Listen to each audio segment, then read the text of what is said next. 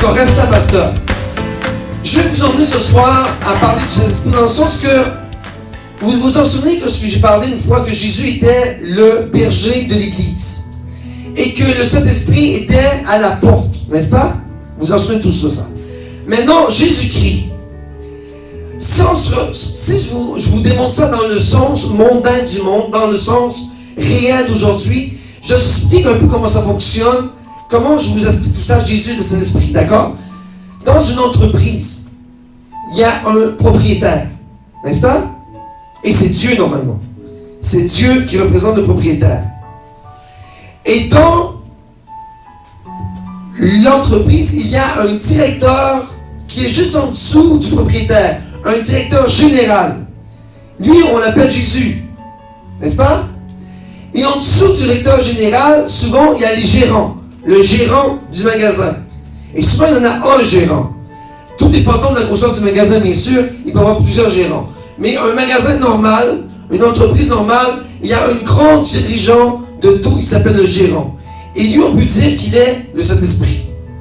Et en dessous du gérant qui dirige tout, il y a les employés. D'accord? Mais il y a des employés qui sont des têtes dirigeantes dedans. Donc ça, on appelle ça les ministères. Et ensuite, les ministères, là, ça sert aux employés. D'accord? Dans l'entreprise, la personne qui est la plus importante de tout ça, qui gère le tout, c'est le gérant, n'est-ce pas? Lorsque tu vas dans une entreprise et que tu veux parler à quelqu'un, tu demandes toujours de parler au gérant et non au propriétaire. Parce que le propriétaire, normalement, tu n'as pas accès à lui. C'est très rare, n'est-ce pas? Donc, une personne qui veut faire une plainte, ou une personne qui veut féliciter quelqu'un, il va toujours demander au gérant de le rencontrer. Et notre gérant, nous, pour moi, c'est le Saint-Esprit. C'est lui qui dirige l'Église. Au nom de Jésus. Parce que Jésus est le centre de l'Église. Il est la tête dirigeante de l'Église. Mais par le Saint-Esprit, Jésus agit. N'est-ce pas? Et l'Esprit Saint, c'est pour ça que je vous dis, il y a des églises qui ne fonctionnent pas avec cet esprit. Ça, c'est dangereux. Parce que vous sautez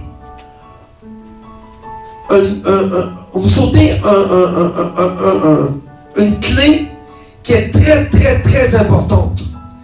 Et malheureusement, il y a des églises, des religions qui le tassent. Et il y en a malheureusement qui le prennent trop. Et ça aussi, ça peut être dangereux. Trop Saint-Esprit, oublier Jésus, c'est très dangereux. Tu ne peux pas prendre toute la place au Saint-Esprit et oublier Jésus. Ça ne se fait pas. Tout est pour Jésus. Tout est pour Jésus. Le Saint-Esprit est là, lui, pour te guider. Il est venu sur la terre pour te guider, pour te conseiller, pour te consoler, pour te fortifier, pour te donner des conseils. Il est ton conseiller. Donc, des églises qui sont pas à cet esprit, c'est dangereux. Il y a des églises qui sont trop, que Jésus n'existe plus, sont tellement concentrées sur le Saint-Esprit que Jésus a pris le bord. Le bord. Je parle en québécois, moi, là. Jésus a pris le côté, c'est ça? Ça aussi, ça peut être très dangereux. Parce que Jésus ne prend pas plaisir là-dedans lorsqu'une église est trop concentrée sur le Saint-Esprit. Je ne vous dis pas que c'est pas bon là. Oui, le Saint-Esprit, mais il faut être équilibré. Le Saint-Esprit a sa fonction, mais tout est pour Jésus. Le Saint-Esprit travaille pour Jésus. Vous comprenez ça? Donc ce n'est pas bon, église, ou peuple de Dieu, ou chrétien, de toujours se concentrer sur le Saint-Esprit. Et Jésus, lui, il prend le côté. On n'occupe plus de Jésus parce qu'on est tellement concentré sur le Saint-Esprit que Jésus prend le côté. Et ça, l'onction n'est pas dans l'église. Je vous le dis. Parce que le Saint-Esprit ne prend pas plaisir là-dedans. Le Saint-Esprit, lui, est au service de Jésus. Et je vais vous le montrer dans la Bible. Le Saint-Esprit est là pour servir ce que Jésus dit et vous donner son message. L'Esprit Saint, c'est sa fonction. Et l'Esprit Saint est là pour diriger l'Église. C'est la fonction du Saint-Esprit. Jésus est là, Il est la tête de l'Église, mais le Saint-Esprit, c'est lui qui joue avec tous les pions de l'Église. Les ministères, les pasteurs, les évangéliques, les apôtres, les prophètes, ça, c'est tout le Saint-Esprit qui les dirige. D'accord? Par là, j'explique, mais on va passer les versets plus vite, d'accord? Vous savez que lorsque j'ai commencé mon ministère, j'avais de la peine. C'est vrai. Parce que, un, je trouvais ça dur parce que j'étais seul. Et deux, quand venait quelqu'un, j'étais tellement content que j'allais toute seule vers la personne. Et là, ah oui. Mais là, il voyait bien que j'étais toute seule. À part Steve, qui lui, il a resté bientôt fait. C'est mon seul Steve que j'aime beaucoup qui est resté bientôt fait. Parce que lui a vu que le pasteur, il était sérieux dans son affaire. Mais là, avant Steve, il y a des gens qui venaient, mais ils partaient. Et là, je disais à Dieu, Seigneur, qu'est-ce que je fais qui n'est pas bien? Qu'est-ce que les gens ne comprennent pas? Qu'est-ce que les gens recherchent? Et j'essayais d'aller par ma propre force. Tu comprends? Moi, je vais vous dire quelque chose. À toutes les églises et à tous les pasteurs. Lorsque vous bâtissez une église, et j'ai tout fait, papa. Tu vois la chair, là. J'avais Facebook, j'avais Twitter, j'avais Instagram. Je faisais des pamphlets. J'avais mis mon argent pour faire des pamphlets dans la ville de Québec. J'avais distribué ça partout. J'avais même été, papa, dans les centres d'achat avec des pamphlets sur les wipers de char pour faire sûr que les gens viennent à l'église. Pour dire, hey, je suis là, moi. On allait, pasteur Nathalie, évangéliser dans les rues. Les gens nous tournaient le dos, ils ne voulaient rien savoir. Et là,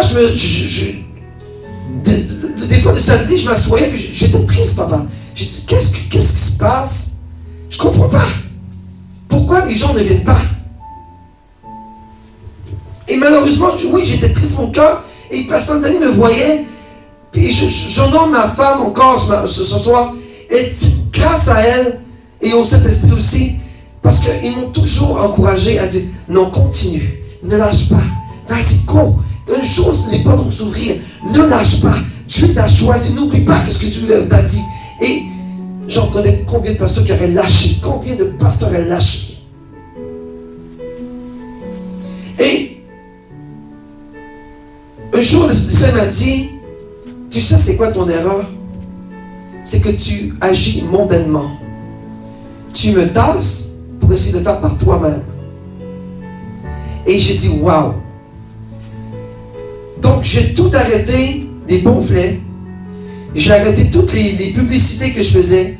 Facebook, ça l'a pris de côté. Je faisais plus rien finalement. Juste mon site web que je gardais. Oui, je l'ai gardé mon site web. Mais le restant là, les publicités, les ninana, j'envoyais des messages chichi. Je cherchais des musiciens, j'envoyais des messages partout. J'essayais de faire par moi-même. Et l'Esprit Saint m'a dit, ça c'est ton erreur. Parce que ce n'est pas toi qui vas amener les gens, c'est moi. Et c'est moi qui vais choisir des gens qui vont t'assister, qui vont te suivre. Et quand j'ai compris ça, ça m'a pris 5 ans à comprendre ça. 5 ans à comprendre ça. Lorsque j'ai compris ça, que je devais aller le Saint-Esprit faire, et de me tasser, et de juste faire tu sais qu'est-ce qu'il me demandait? Prie sur les chaises. Prie. Et la minute que j'ai commencé à faire ça, maman pasteur, Noël, Steve, tout ça a commencé à rentrer. Et j'ai pas fini. Tu vas voir l'église comment elle sera grande. Pourquoi? Parce qu'on tasse le monde et on laisse agir l'Esprit de Dieu qui est là pour Jésus. Et c'est ça que je vais vous dire encore ce soir. Ne concentrez-vous pas trop sur le Saint-Esprit parce que Jésus-Christ est la tête première de tout. Il est la tête première de tout. Je ne veux pas que vous pensez que je vous dis de tasser le Saint-Esprit. Non. Le Saint-Esprit, il est très, très, très important. Mais je vois des églises, moi, je vois de mes yeux, qui sont totalement capables de tasser Jésus et sont tout le temps Esprit Saint, Esprit Saint, Esprit Saint, Esprit Saint. Attention là. Jésus là, c'est lui le plus important. Ils sont tous importants, mais Jésus-Christ est la taille de l'église. Et quand tu veux honorer quelqu'un, tu honores le propriétaire, n'est-ce pas? Et le gérant, lui, il veut bien pareil, n'est-ce pas? Donc lorsque tu honores le propriétaire, le gérant paraît bien. Donc tu dois bien faire paraître ton esprit de Dieu qui est en toi. L'Esprit Saint, c'est lui qui va apporter les gens à l'église. C'est lui qui va aller dans une maison un soir, qui va dire, hey, toi là, tu vas t'en venir à l'église ici. Et là, tu vois des gens arriver, tout a pris ça. Ah, ben j'ai été voir sur Internet. Ah, j'ai passé dans la rue, j'ai vu ton église. Et là, les gens viennent, mais il y a des gens qui vont repartir. Pourquoi? Parce que ce n'est pas l'Esprit de Dieu qui les a appelés ici. C'est la chair. Ils ont vu la pancarte, ils se sont arrêtés, ah, je rentre là. Mais ce n'est pas l'Esprit de Dieu qui les a envoyés ici. Donc la plupart du temps, quand une personne vient ici, ou qu'elle va dans une église et elle ne reste pas, c'est que ce n'est pas l'Esprit Saint qui l'a apporté. C'est sa chair. Si la personne reste, là, tu peux dire, le Saint-Esprit a agi. Et c'est grâce au Saint-Esprit que tu es là aujourd'hui. Vous comprenez ça? Donc, toujours concentrer l'Église sur la source qui est le Saint-Esprit. La source de la puissance qui est le Saint-Esprit. Et n'oubliez pas, je ne vous dis pas de tasser cet esprit, au contraire, il est trop important. Il est mon amour, il est ma vie, le Saint-Esprit. Il est mon chéri, il est celui que j'adore, que j'implore, que je parle. Il est mon beauté. Il est mon beauté de cet esprit.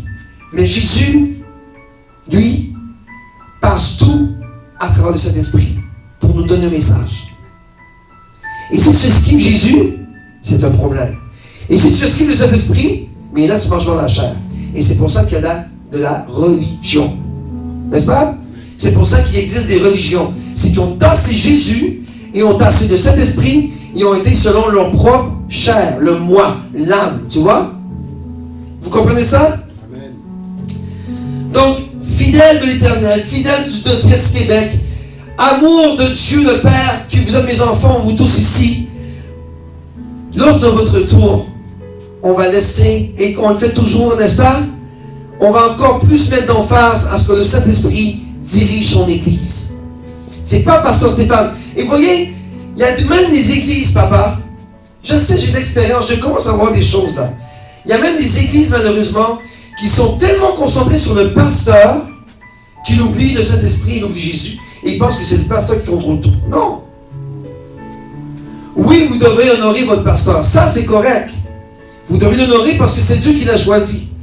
Mais vous ne devez pas tasser le Saint-Esprit et vous ne devez pas tasser Jésus pour le pasteur. Non. Non.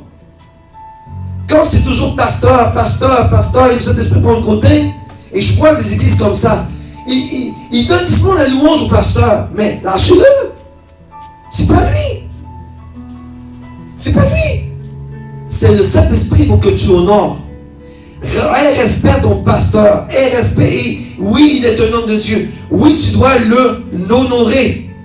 Mais pas commencer à te plier devant lui, Non, c'est pas ton idole, arrête ça là.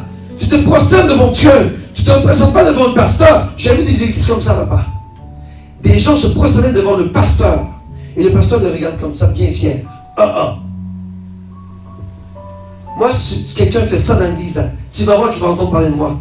Je vais lui dire, hey, lève-toi. Vire-toi de l'autre côté vers l'autel. Et adore le Seigneur. Prosterne-toi vers lui. Et non pas vers moi. Moi, je suis le pasteur de l'église. Je ne suis pas la taille de l'église. Moi, je suis le serviteur de Jésus. That's it. Honore Dieu et honore pas le pasteur. Non, honore. Adore Dieu et honore ton pasteur. Voilà. C'est ça que je veux vous dire. Vous comprenez ça?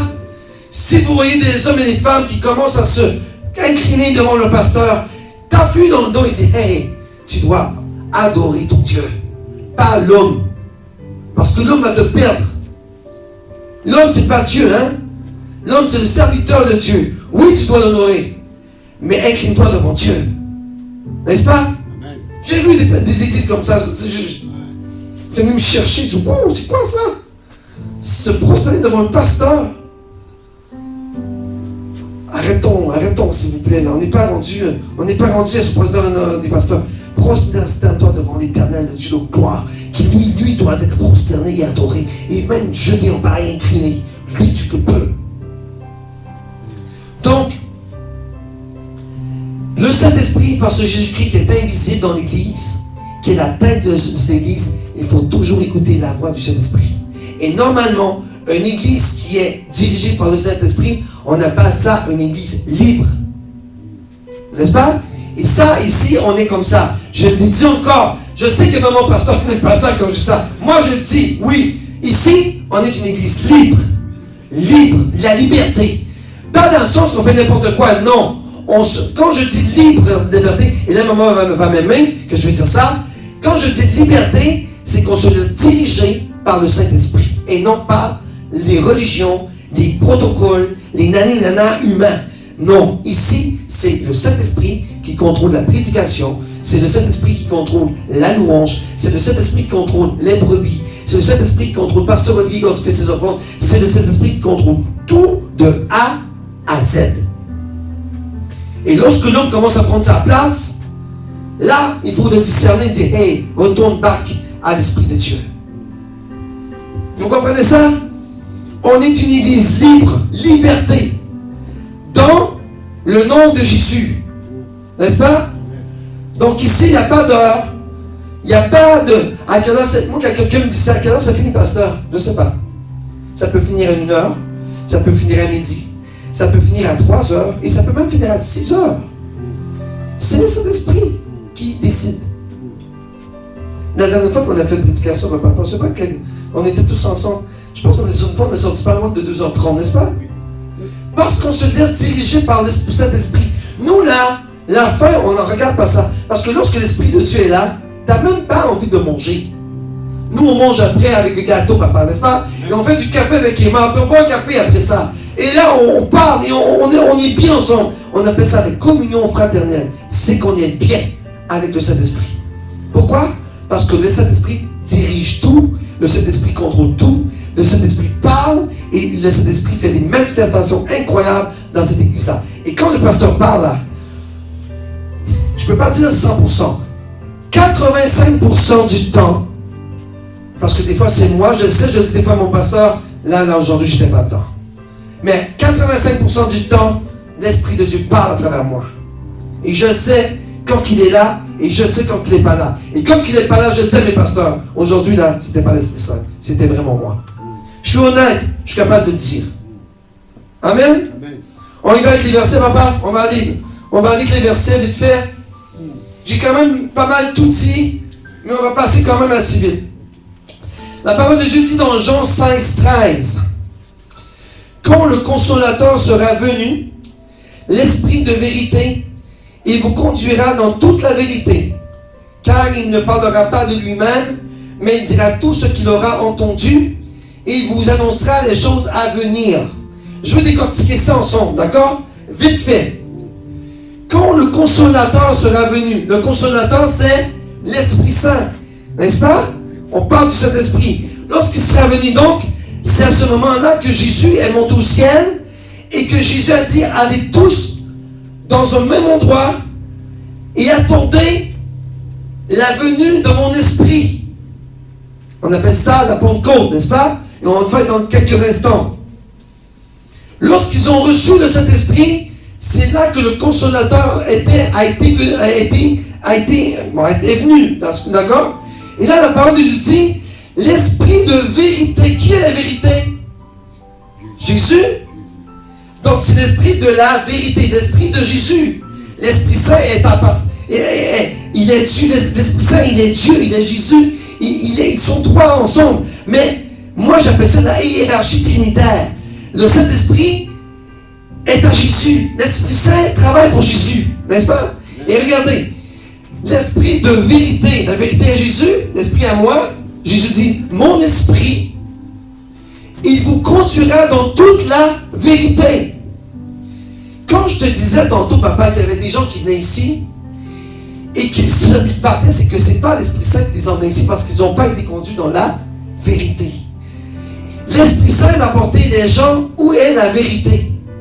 Les gens du Saint-Esprit qui ont rencontré Jésus-Christ et que l'Esprit Saint veut changer leur vie, il va les conduire, regardez, il vous conduira dans toute la vérité. Donc il ne vous amènera pas dans une église qui n'est pas la vérité. L'Esprit Saint va te conduire là où il est la vérité. Et ici, on est la vérité, n'est-ce pas? Nous, ici, on proclame la vérité. Nous, ici, on prêche la vérité. J'ai l'impression d'inventer mon église, papa. Mais c'est pas ça que je fais quand même. Mais oui, c'est comme ça qu'on est pareil. Nous, ici, à TSC Québec, ceux-là qui sont conduits dans la vérité, Dieu vous emmène à la bonne endroit.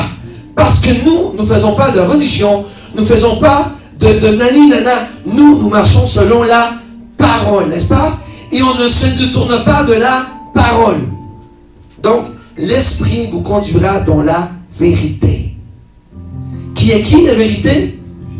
Jésus. Et nous, on prêche qui ici? Jésus.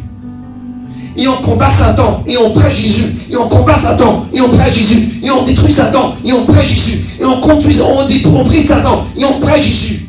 C'est ça qu'on fait ici. Le royaume de se forcer, n'est-ce pas? C'est nous qui devons le forcer dans nos cieux. Pas les laisser faire. C'est ça notre mission ici à TSC Québec. Combat spirituel. On prêche la vérité, et à travers cette vérité, on détruit Satan. Amen. Par la parole de notre témoignage et par le sang de Jésus. Et regardez, car il ne parlera pas de lui-même, mais il prend où cette parole? De Jésus. Quand je vous dis que l'Esprit Saint travaille pour Jésus, c'est lui le messager entre Jésus et toi. Écoute le Saint-Esprit te parler. Il t'enseignera, je le redis, il ne parlera pas de lui-même. N'est-ce pas? Donc tout vient de... Mais il dira tout ce qu'il aura entendu de Jésus. Et quoi?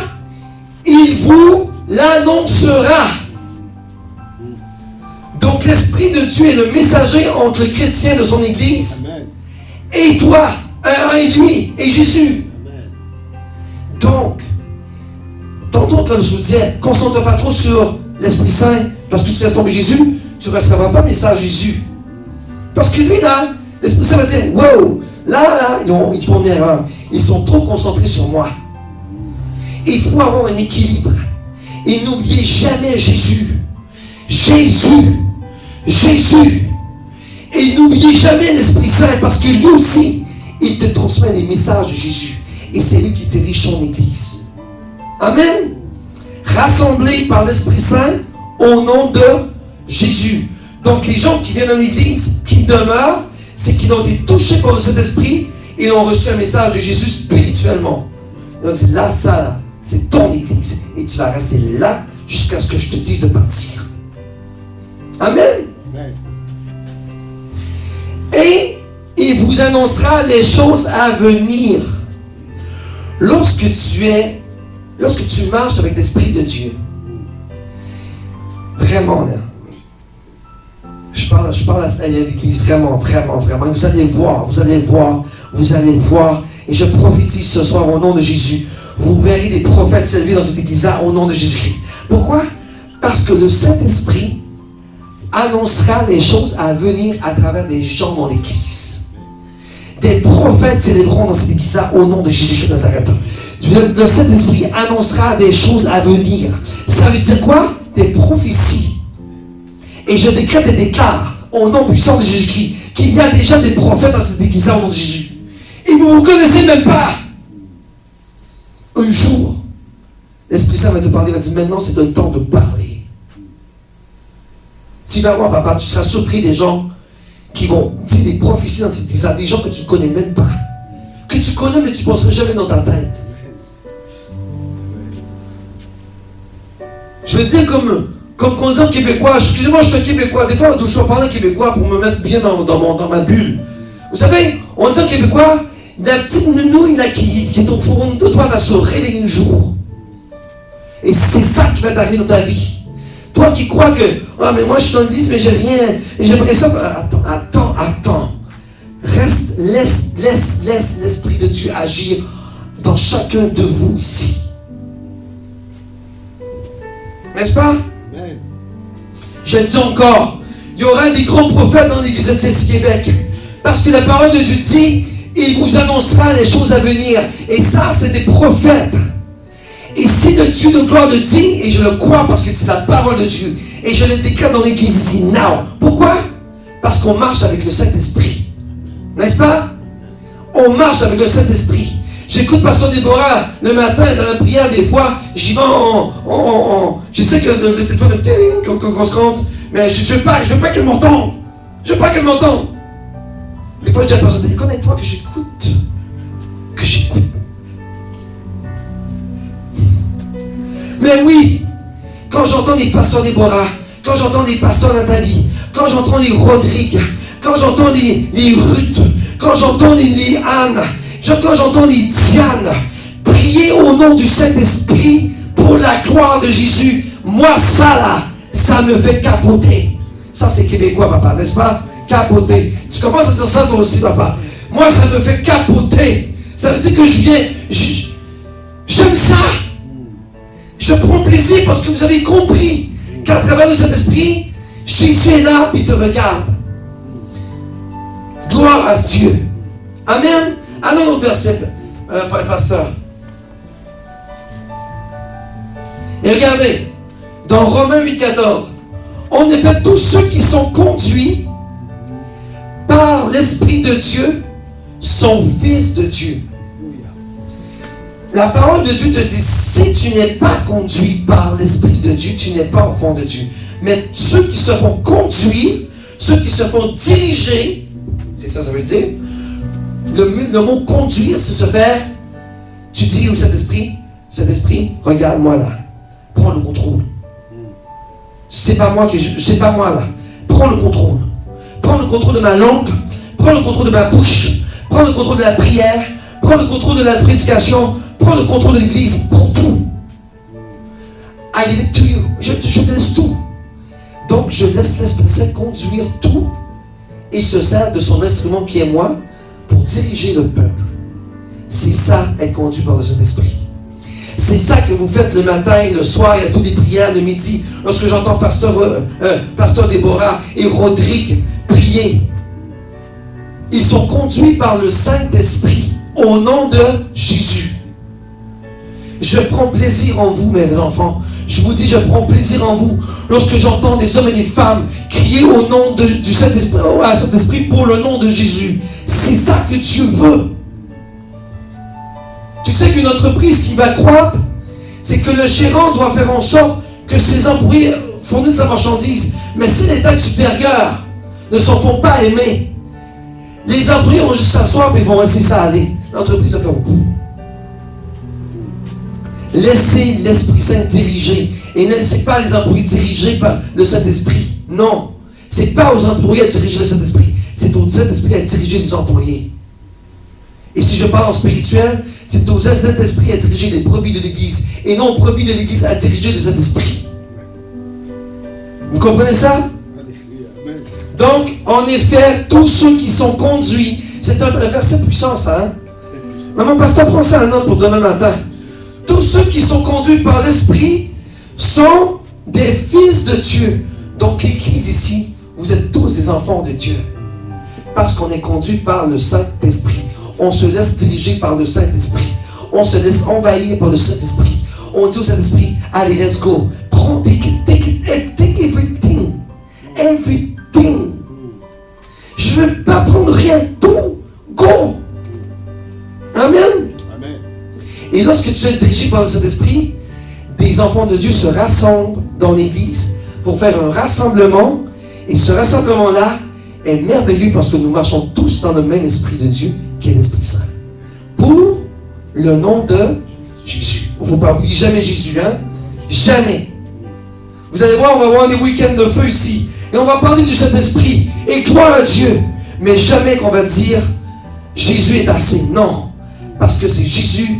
Lui, il donne des choses au Saint-Esprit qu'on doit savoir. Et c'est avec lui qu'on va entendre le message de Jésus. Amen. Amen. Amen. Gloire à Dieu. Gloire à Dieu. Allons à l'autre. 2 Corinthiens 3, 17. La parole de Dieu dit, or le Seigneur c'est l'Esprit. Vous voyez? Trinité. Le Père, le Fils, le Saint-Esprit. Or le Seigneur c'est l'Esprit. C'est l'Esprit. Et là là où est l'Esprit du Seigneur, là et là, qu'est-ce que je disais tantôt? On n'est pas une église libre ici. Là, je vais le redire, c'est trop important. Le Seigneur, c'est l'Esprit.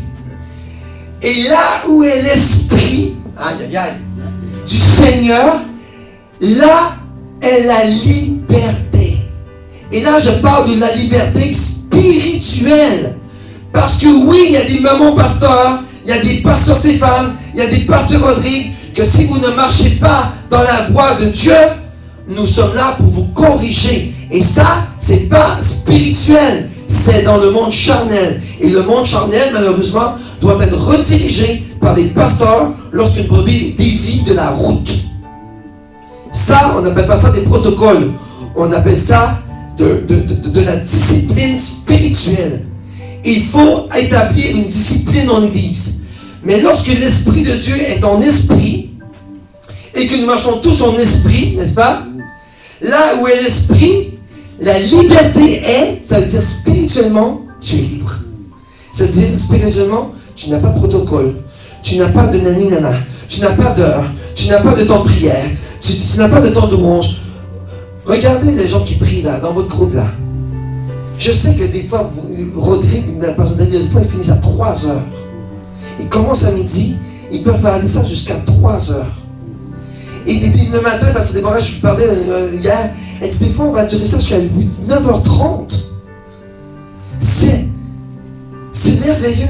Parce que si vous seriez marché par l'esprit de l'homme, vous diriez, oh, il est 8 heures là, on lâche ça. D'accord? On a une journée à faire, et on va faire notre journée. Mais non, vous êtes dirigé par l'esprit. Même toi, papa, tu me disais aujourd'hui, des fois, je voudrais aller faire mes impôts, mais Dieu me dit, non, tu restes. Ça, c'est l'Esprit de Dieu qui te parle. N'est-ce pas? Amen. Gloire à Dieu. Allons à l'autre. Que l'appel de Christ à laquelle vous avez été appelés pour former quoi? Un seul corps. Règne dans votre cœur. Que l'appel de Christ à laquelle vous avez été appelés pour former un seul corps, le corps de quoi? De Christ. Dans votre règne dans votre cœur et soyez reconnaissants. Ça veut dire ça que Dieu rassemble son peuple à travers l'Esprit Saint pour former qu'un seul corps. Et ce seul corps représente le Saint-Esprit en Jésus. C'est compliqué, hein? C'est pas compliqué? C'est facile? Donc, toute l'Église ici, nous formons qu'un seul corps en Jésus. Amen? Donc, dans l'Église de Dieu, il ne devrait pas avoir de division. Il ne devrait pas avoir de chicane. Il ne devrait pas avoir de querelle. Il ne devrait pas avoir de nani-nana dans le dos des autres. Un esprit de corps, c'est un esprit qui sont tous ensemble. Et si quelqu'un en a besoin, on est là pour lui aider. N'est-ce pas? Amen. Alors que ce soit notre portion lors du retour de tout le monde, qu'on soit un esprit de corps à travers l'Esprit Saint pour la gloire de Jésus. Amen. Amen. Gloire à Dieu. Gloire à Dieu. Maintenant, Dieu, depuis le début du commencement, il nous dit dans la parole de toujours se réunir à un seul endroit. Et vous allez voir que Dieu, à travers sa parole, il le dit dans l'Ancienne Alliance, Dieu a établi déjà son Église depuis l'Ancienne Alliance. D'accord? Et on va le voir ensemble. D'accord? Regardez, là on va passer vite, pasteur, prépare-toi. Néanmoins, je veux quand même que vous compreniez là. Je vais aller à ma feuille, d'accord? Le verset 15 dit dans Deutéronome 12, néanmoins, chaque fois que tu auras le désir, tu pourras tuer du bétail et manger de la viande dans toutes tes villes en fonction des bénédictions que t'accordera l'Éternel, ton Dieu. La personne impure et la personne pure pourront en manger tout comme on mange de la gazelle et du cerf. Donc Dieu dans la parole dit, ce que tu vas tuer, tu vas pouvoir le manger. que tu sois pur ou impur, tu pourras le manger. C'est ça que ça veut dire. Allons dans notre verset. Seulement, regardez bien, Dieu dit, tu as le droit de tout faire, de manger, mais, et j'ai déjà parlé de ça, n'est-ce pas? Regardez bien. Mais, vous ne mangerez pas le sang. Pourquoi? Je l'ai dit à Golgotha, le sang représente la vie. Donc, tu ne peux pas manger de sang, parce que le sang représente la vie. Et tu ne peux pas manger du sang parce que c'est une abomination devant l'Éternel. D'accord? Et regardez. Tu le verseras sur la terre comme de l'eau. D'accord? On va dans le verset, pasteur. Tu ne pourras, ça veut dire une négation, n'est-ce pas? Tu ne peux pas, tu ne pourras, c'est ça? C'est une négation. Tu ne pourras, écoute bien, tu ne pourras pas manger dans tes villes la dîme de ton blé, de ton vin nouveau et de ton huile, ni les premiers-nés de ton gros et de ton petit bétail, ni aucune de tes offrandes faites en accomplissement d'un vœu, ni tes offrandes volontaires, ni tes prélèvements. Donc tu ne peux pas faire ça. Regardez le prochain verset. Regardez qu'il dit, c'est, tu peux changer, pasteur. C'est devant l'Éternel ton Dieu. Regardez, c'est devant l'Éternel ton Dieu que tu les mangeras à l'endroit que l'Éternel ton Dieu choisira.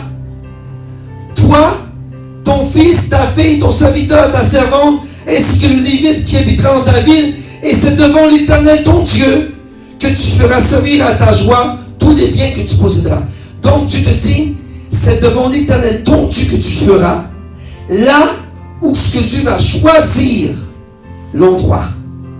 Donc déjà Dieu avait établi un endroit où tout ce qu'on a vu avant, les holocaustes, les offrandes, la dîme, tout ça allait être offert à la maison de l'Éternel. À l'endroit que Dieu a choisi. Et c'était quoi? C'était quoi? C'était où ce qu'Abraham avait, excusez, ça c'est Moïse, où ce que Moïse avait établi, c'était l'âge de l'alliance. N'est-ce pas? Et là, tout ça, ça s'est continué jusqu'au temps de Salomon où il a construit le temple. Et c'est là que Dieu établit sa maison, dans le temple de Salomon. Vous en souvenez tous, n'est-ce pas? Il a dit au Seigneur, Seigneur, voici le temple que je t'ai construit. Mais non, que ce temple soit ta maison. N'est-ce pas? Allons voir le verset. Dans le verset 16 dans Deutéronome, tu feras le sacrifice de la Pâque en l'honneur de l'Éternel ton Dieu. Regardez, tu feras le sacrifice de la Pâque en l'honneur de l'Éternel ton Dieu, en prenant dans ton petit, ton gros bétail, à l'endroit que l'Éternel choisira pour y résider son nom. C'était où ça? C'était dans le temple de l'Éternel, qui était l'arche de l'alliance. Donc Dieu avait déjà établi son église. Il avait déjà dit à son peuple, tu vas te rassembler à la même endroit pour offrir tes offrandes et tes holocaustes. N'est-ce pas? Allons voir le verset. Dans le verset 5. Tu ne pourras pas faire les sacrifices de Pâques à n'importe quel des endroits que l'Éternel ton Dieu te donne pour y habiter. Tu vois encore? Il parle de son église.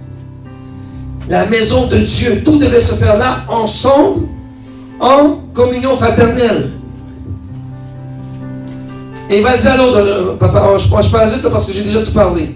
C'est à l'endroit que l'Éternel ton Dieu choisira pour y faire résider son nom, tu vois? C'est à l'endroit que l'Éternel ton Dieu choisira pour faire résider son nom, qui est son temple, sa maison. Ici, c'est la maison de Dieu. C'est son nom, il est ici. C'est la maison de Dieu ici. C'est l'église de Jésus. C'est son nom, il réside. Donc, on doit respecter l'église. On doit respecter sa maison lorsqu'on rentre ici. C'est l'habitation de l'Éternel. On ne peut pas faire ce qu'on veut à l'église. C'est pas un bar, c'est pas une discothèque, c'est la maison de l'Éternel. Vous comprenez ça?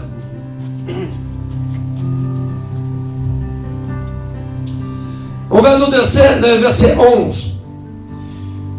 Tu te réjouiras devant l'Éternel ton Dieu, tu te réjouiras devant l'Éternel ton Dieu à l'endroit que l'Éternel ton Dieu choisira pour y faire résider son nom. Encore, il parlait de son temple. Juste pour montrer que Dieu avait déjà établi sa maison. Dieu avait déjà établi son église.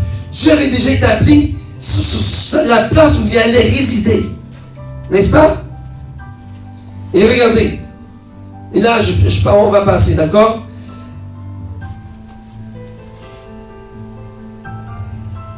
Amen. Là, on parlait de l'ancienne alliance. Et je vais vous dire quelque chose. L'endroit où Dieu établit son nom était le temple de Salomon. D'accord? Et le même temple de Salomon qui était dans le temple de Jésus a été détruit. Dieu l'avait déjà dit, Jésus l'avait déjà dit, que le temple allait être détruit à la fin des temps. Et présentement, où se trouve le temple, est une mosquée musulmane qui est présentement sur le temple de Dieu. Imaginez-vous. Donc, les Israélites, en théorie, devraient détruire ce temple-là pour rebâtir le temple de Dieu, au même endroit que Dieu avait établi. Et là, présentement, savez-vous c'est quoi? C'est une mosquée. C'est une mosquée. C'est grave, ça. Mais pourquoi c'est arrivé comme ça, papa? Il y a une raison pour ça. Il y a une raison? Pourquoi que Dieu a permis qu'une mosquée se bâtisse sur son nom? Pourquoi? Pourquoi Jésus a dit que le temple allait être détruit à la fin des temps? Parce que Jésus savait très bien, et on va le voir ensemble, la prophétie de Dieu. Il savait déjà qu'est-ce qu'il allait à s'accomplir. Allons le voir ensemble dans le Jean. Regardez qu'est-ce que Dieu dit dans Jean. Jésus dit, les Juifs prirent la parole et lui dirent, quel signe nous montreras-tu pour agir de cette manière? N'est-ce pas? Et on va aller à l'autre. Jésus leur répondit, détruisez ce temple et en 3 jours. En 3 jours. Détruisez ce temple et en 3 jours. 3 boutons. Je répète là. Il a dit aux pharisiens, le temple qui a pris des années-lumière à construire. Mais le monde devait dire, il est fou. Mais ils n'ont pas compris. Jésus a dit, détruisez-le et en 3 jours, moi je le rebâtis. Moi, je le rebâtis. Amen. Amen. Et on parlait de quoi?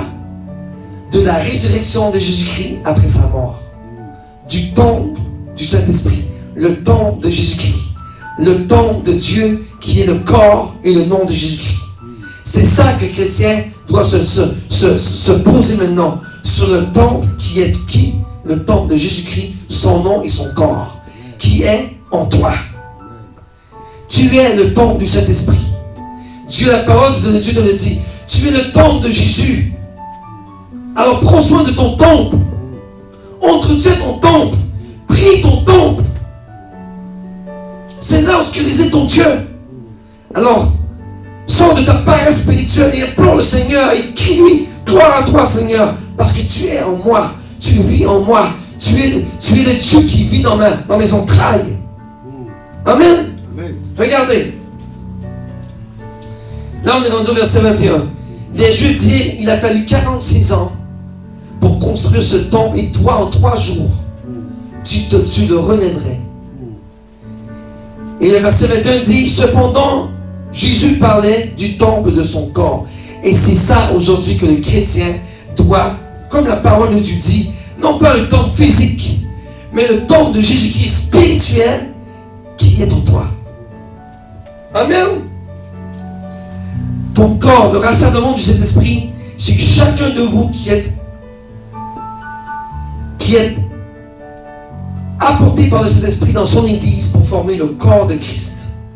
Tu es un temple, je suis un temple, tu es emmené par l'Esprit, je suis emmené par l'Esprit.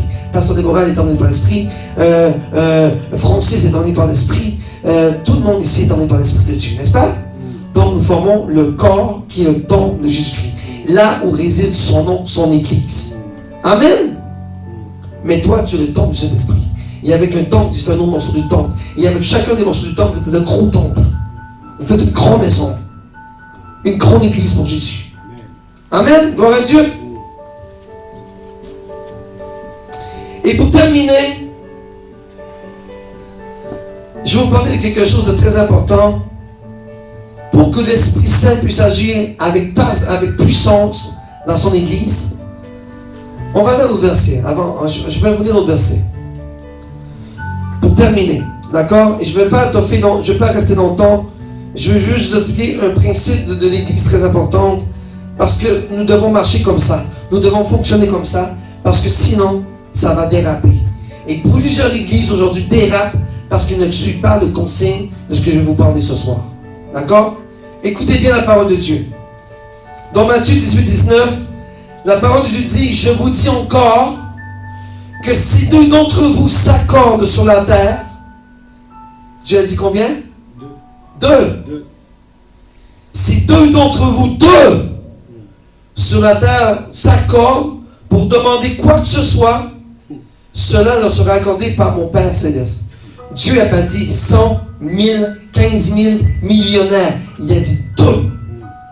Si deux de vous s'accordent, il aura ce que vous demandez. Le mot s'accorder veut dire harmonie. Si moi je suis en harmonie avec Pasteur Olivier, et moi Olivier on marche en harmonie avec le Saint-Esprit, tout ce que nous allons demander à Dieu, on va l'avoir. Parce qu'on marche dans le même esprit qui est en harmonie un et l'autre. Et c'est ça le concept de l'église chrétienne. C'est ça que je vous dis à TSC Québec. C'est ça que j'ai compris durant les temps de prière. Que chacun de nous, ici, dans l'église, soyons en harmonie les uns envers les autres avec la puissance du Saint-Esprit. Que ce soit une harmonie spirituelle, je parle bien, spirituelle, n'est-ce pas? Que l'harmonie doit être spirituelle. C'est que lorsque l'on prie, nous prions tous ensemble pour le même esprit qui est celui du Saint-Esprit, le Jésus de gloire. Et l'harmonie spirituelle, c'est se respecter mutuellement, c'est s'aimer spirituellement, c'est avoir la joie dans notre cœur spirituellement, c'est avoir du pardon, c'est avoir la paix, c'est s'entretenir, se booster lorsqu'on est à quelqu'un tombe. L'harmonie, c'est toujours avoir cet amour pour Jésus, que si quelqu'un tombe, on est là pour lui. C'est ça que je veux dans l'église. C'est ça nous devons marcher avec le Saint-Esprit. C'est ça que Dieu veut pour faire croître son église. Une église qui est en harmonie un envers les autres, cette église-là va croître. Et rapidement. J'écoutais Pasteur Nathalie cette semaine, hier à l'église, durant la prière de téléphone. Et elle avait reçu une prophétie d'une dame à Ottawa. Et l'Esprit Saint lui disait, il faut être obéissant à Dieu et s'humilier. Mais ce n'est pas juste l'humiliation que Dieu veut. C'est que l'Église marche en harmonie. Et lorsque tu marches en harmonie, c'est ça l'humiliation devant Dieu. C'est que tout le monde, dans un commun accord, on avance ensemble avec l'Esprit de Dieu. C'est ça que Dieu veut pour que son Église...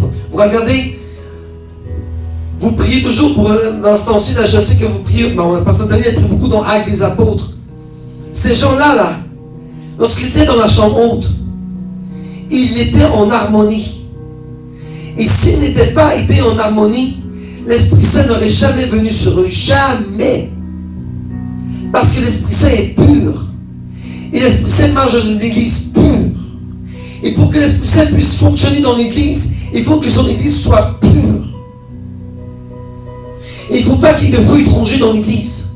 Il ne faut pas qu'il y ait des intrus qui rentrent et qui sont des faux.